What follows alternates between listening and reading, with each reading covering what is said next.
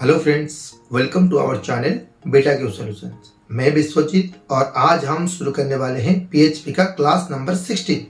आज के क्लास में हम डाटाबेस और एसक्यूएल कमांड्स के बारे में कुछ डिस्कशन करेंगे और नेक्स्ट क्लास में पीएचपी से डाटाबेस कनेक्शन का क्लास हम शुरू करने वाले हैं। सो आज का क्लास प्योरली डाटाबेस का इंट्रोडक्शन क्लास होने वाली है। चलिए शुरू करते हैं आज का क्लास। पर बिफोर दैट, अगर आपने अभी तक भी हमारे चैनल को सब्सक्राइब नहीं किया है तो आज ही सब्सक्राइब कर लीजिए। जो बेल का आइकन है उसे भी प्रेस कर लीजिए ताकि हमारे चैनल पे जो नए अपडेट्स आते रहेंगे उसका नोटिफिकेशन आपको पहले मिल जाएगा। तो चलिए शुरू करते हैं आज का क्लास।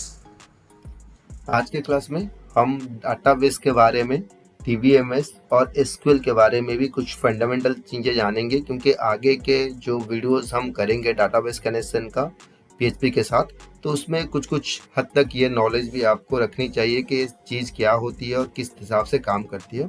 पहले हम जानते हैं कि डाटाबेस क्या होता है। Database is the collection of data stored in A tabular format. Tabular format means table के फॉर्मेट में रहेगा, जिसमें रोज एंड कॉलम्स इन्वॉल्व होंगे, जिसमें डाटा को रोज एंड कॉलम्स में रखे जाएंगे। डाटाबेस डाटा कलेक्ट करता है, स्टोर करता है और एक टेबुलर फॉर्मेट में ही डाटा को स्टोर करता है।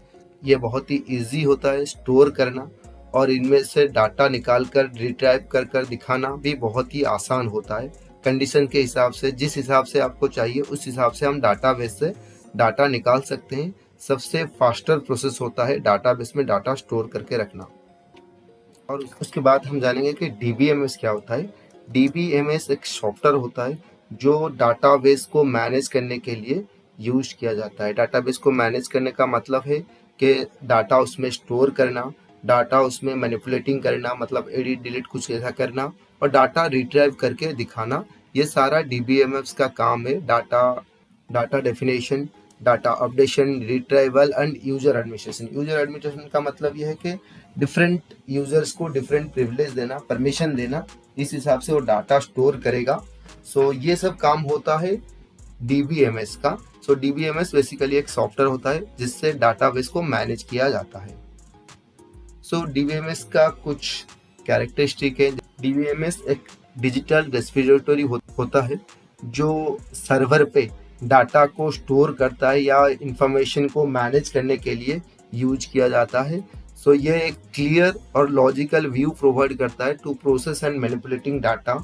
ये ऑटोमेटिक बैकअप और रिकवरी भी उसमें होता है। उस सॉफ्टवेयर के अंदर ऑटोमेटिक बैकअप और रिकवरी के लिए भी फैसिलिटी होती है। अगर कहीं पे डाटा डैमेज हो जाए तो आप इसे आराम से डाटा डीबीएमएस से रिकवर कर सकते हैं। ये कुछ प्रॉपर्टी होती है जिसे एसिड प्रॉपर्टी कहा जाता है डाटाबेस का, जिससे ये डाटाबेस को अच्छी तरह से मेंटेन करता है। जैसे कि यहाँ पे लिखा गया है which maintain the data in a healthy state in case of failure. कुछ अगर प्रॉब्लम होता है, इस एसिड प्रॉपर्टी के वजह से ये डाटा आराम से वहाँ पे मेंटेन हो पाते हैं, डाटा पे कोई फर्क नहीं पड़ता है।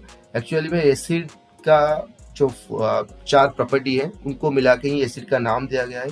जैसे A for atomicity, C for consistency, I for isolation and D for durability. Atomicity क्या होती है? एटोमिसिटी जो कि एक डाटाबेस का प्रॉपर्टी होता है, इसका मतलब यह है कि डाटाबेस के अंदर जो ट्रांजैक्शंस होते हैं, जैसे कि रीड करना, राइट करना, डाटा को अपडेट करना या डिलीट करना, वो एक सिंगल यूनिट के हिसाब से ट्रीटेड किए जाते हैं। As a single individual unit. तो ये होता है एटोमिसिटी।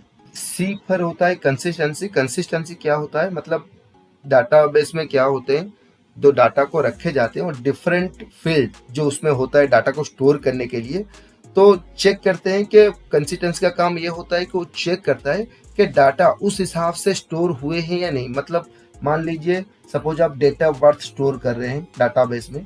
डेट ऑफ बर्थ जो होता है वो DDMMYI के फॉर्मेट में होता है, या जो भी फॉर्मेट में होता है वो उसी फॉर्मेट में स्टोर हुआ है कि नहीं। जैसे कि मोबाइल नंबर वाले फील्ड में नंबर्स, न्यूमेरिकल डाटा स्टोर हुए हैं या कहीं कहीं पे कैरेक्टर्स वगैरह भी इसमें ऐड किए गए हैं। ये सब जो रूल्स होते हैं ये कंसिस्टेंसी के अंदर आते हैं। ये सब चेक होता है कि प्रॉपरली डाटा वहाँ पे स्टोर हुए हैं या नहीं हुए।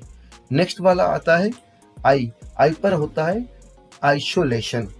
आइसोलेशन का मतलब ये होता है, ये वाला प्रॉपर्टी अलाउ करता है मल्टीपल ट्रांजैक्शन एक डाटा के ऊपर मल्टीपल ट्रांजैक्शन एक टाइम पे हो सके, कोई बाधा ना हो, कोई रुकावट ना हो, कोई एरर ना आए, एक डाटा को मल्टीपल इंटरफेस आराम से एक्सेस कर सके, ये होता है आइसोलेशन। और डी पर होता है ड्यूरेबिलिटी। सो ड्यूरेबिलिटी का मतलब होता है क्या कि डाटाबेस के ऊपर जो चेंजेस हम करते हैं वो अच्छी तरह से परमानेंटली डाटाबेस में स्टोर हो सके और कोई भी पार्ट उसका डैमेज या लॉस ना हो, ठीक तरह से वो स्टोर हो सके डाटाबेस में। ये जो एसिड प्रॉपर्टी होते हैं ये एक डीबीएमएस के बहुत ही इंपॉर्टेंट प्रॉपर्टी होते हैं। इस वजह से डीबीएमएस का जो सॉफ्टवेयर होता है वो अच्छी तरह से डाटाबेस को मैनेज कर पाता है। और भी कुछ है, जैसे कि ये कम्प्लेक्स रिलेशनशिप डाटा के अंदर को रिड्यूस करता है। मतलब आपका मल्टीपल डाटाबेस है एक डीबीएमएस के अंदर, तो आराम से एक डाटाबेस से दूसरे डाटाबेस को हम लिंक कर सके, उसमें डाटा रिट्राइवल में या कहीं पे डाटा को अरेंज करने में कोई प्रॉब्लम ना हो। सो ये भी डीबीएमएस रिड्यूस करता है। Support manipulation and processing of data. So जो मैनिपुलेशन होता है डाटा के ऊपर और डाटा को जो प्रोसेसिंग किया जाता है, ये सब आराम से हो सके, कोई दिक्कत ना हो, कोई एरर ना आए, ये भी डीबीएमएस का काम है। और सबसे बड़ी इंपॉर्टेंट फैक्ट होता है सिक्योरिटी। सो डीबीएमएस से डाटाबेस और भी सिक्योर हो जाता है। जिस हिसाब से जो भी एप्लीकेशन को जिस हिसाब से डाटा चाहिए होता है, डीबीएमएस उसे उसी तरह का डाटा और उतने लिमिट तक डाटा प्रोवाइड करती है। और पूरे डाटाबेस को पूरे सिक्योर के साथ रखना डीबीएमएस का एक इम्पोर्टेंट काम होता है। सो ये जो कैरेक्टरिस्टिक होते हैं, ये तो डाटाबेस को और भी स्ट्रॉन्ग बनाने के लिए डीबीएमएस को यूज किया जाता है। सो डीबीएमएस को यूज करने में कुछ ऐसे एडवांटेजेस भी हैं, जैसे कि पहला एडवांटेजेस है रिडंडेंसी। सो रिडंडेंसी का काम ये है कि डाटाबेस के अंदर जो रिपीटेशन होगा डाटा का, उससे कंट्रोल करेगा। और same data, same piece of data अगर आपके डाटाबेस में या टेबल्स में बहुत सारी जगह पे हैं, तो इसको ये कंट्रोल करता है। नेक्स्ट होता है डाटा शेयरिंग। अगर आप मल्टीपल टेबल्स में मल्टीपल जगह पे डाटा को स्टोर करके रखे हुए हैं, तो आराम से आप उसे शेयर कर सकते हैं किसी भी एप्लीकेशन में। और इसका मेंटेनेंस भी बहुत इजी होता है डाटाबेस का। और रिड्यूस टाइम मतलब जो डाटा को स्टोर करना, डाटा को रिट्राइव करना, डीबीएमएस की हेल्प से अगर करेंगे, डीबीएमएस के एप्लीकेशन से करेंगे, तो बहुत जल्दी आप ये सब काम कर सकते हैं। और उसका बैकअप जो होता है वो बहुत ही स्ट्रांग होता है। इनके सब कहीं पे डाटा लॉस्ट हो जाता है तो डीबीएमएस से हम डाटा को फिर से रिट्राइव कर सकते हैं। सो मल्टीपल इंटरफेस के साथ एट ए टाइम एक काम कर सकता है, रिस्पॉन्स कर सकता है। मल्टीपल इंटरफेस को अब डाटा शेयर कर सकते हैं। सो ये सारे जो होते हैं एडवांटेजेस ऑफ डीबीएमएस होते हैं। सो डाटाबेस में काम करने के लिए या ऑपरेशंस करने के लिए डाटाबेस को, डाटा जैसे कि डाटा स्टोर करना हुआ, डाटा को डिलीट करना हुआ, डाटा को रिट्राइव करना हुआ, तो इसके लिए हमें एक लैंग्वेज की ज़रूरत होगी जिसे हम स्ट्रक्चर्ड क्यूरी लैंग्वेज कहते हैं। इन शॉर्ट उसको एसक्यूएल कहा जाता है। सो एसक्यूएल यूज किसके लिए होता है कि डाटाबेस में कुछ ऑपरेशंस अगर आपको करना हो, जैसे कि डाटा को इंसर्ट करना हो, डिलीट करना हो, एडिट करना हो, ये सारे ऑपरेशंस के लिए हमें एसक्यूएल लैंग्वेज चाहिए, जिसके सहारे हम कोड लिखेंगे और डाटाबेस को ऑपरेट करेंगे। सो एसक्यूएल को परफॉर्म करने के लिए आपको कुछ डीबीएमएस के सॉफ्टवेयर जो आपको कुछ डाटाबेस इंस्टॉल करने पड़ेंगे, जैसे कि ओराकिल हुआ, माई एसक्यूएल हुआ, मंगोडीबी हुआ, पोस्टग्रेसक्यूएल हुआ, एसक्यूएल सर्वर हुआ, DB2 हुआ, MS एक्सेस, साइवेस, इन्फोमिक्स जैसे डाटाबेस होते हैं। इनमें से कुछ डाटाबेस को आपको इंस्टॉल करना पड़ेगा अगर आप एसक्यूएल क्यूरी पे काम करना चाहते हैं। सो इनमें से कोई भी आप ले सकते हैं। हम अभी PHP से आगे जाके देखेंगे डाटाबेस कनेक्शन का, तो हमें यहाँ पे माई एसक्यूएल जो है बहुत ही काम में आएगा आगे चल के। तो हम वहाँ पे जो भी एग्जांपल्स करेंगे वो माई एसक्यूएल पे ही करेंगे। आप इनमें किसी भी डाटाबेस को इंस्टॉल करके कर सकते हैं एसक्यूएल को रन। सो एसक्यूएल किसके लिए यूज होता है? मेनली ये क्यूरी को एग्जीक्यूट करता है किसी भी डाटाबेस में, डाटा को रिट्राइव करके दिखाता है डाटाबेस में से, डाटा इंसर्ट करने के लिए हेल्प करता है, डाटा को अपडेट करने के लिए, डिलीट करने के लिए, और डाटाबेस बनाने के लिए भी एसक्यूएल ही हमें चाहिए। और डाटाबेस के अंदर, जैसे कि हमने डेफिनेशन में पढ़ा था, डाटाबेस में जो डाटा स्टोर किए जाते हैं वो टेबुलर फॉर्मेट पे स्टोर किए जाते हैं। सो डाटाबेस के अंदर अगर हमें टेबल भी बनाना है तो हम इसी एसक्यूएल कमांड से या एसक्यूएल लैंग्वेज से ही बना सकते हैं। टेबल्स होता है, स्टोर प्रोसीजर होता है और व्यूज होता है जो डाटाबेस में बनाए जाते हैं, और कुछ परमिशंस होते हैं जिसे हम आगे चल के देंगे जो एसक्यूएल कमांड से हम अप्लाई करेंगे टेबल पे, प्रोसीजर पे, व्यू पे। हम वहाँ पे ये परमिशंस भी सेट कर सकते हैं बाय यूजिंग द एसक्यूएल। तो एसक्यूएल में ये सब करने के लिए हमें एसक्यूएल स्टेटमेंट्स की ज़रूरत होगी। तो एसक्यूएल स्टेटमेंट क्या होती है?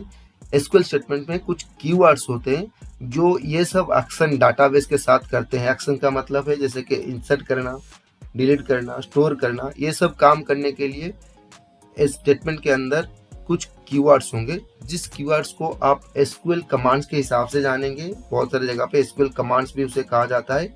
सो जो एसक्यूएल कमांड्स होते हैं तो ये हमें एक एक करके लर्न करना है अगर एसक्यूएल के साथ काम करना है तो।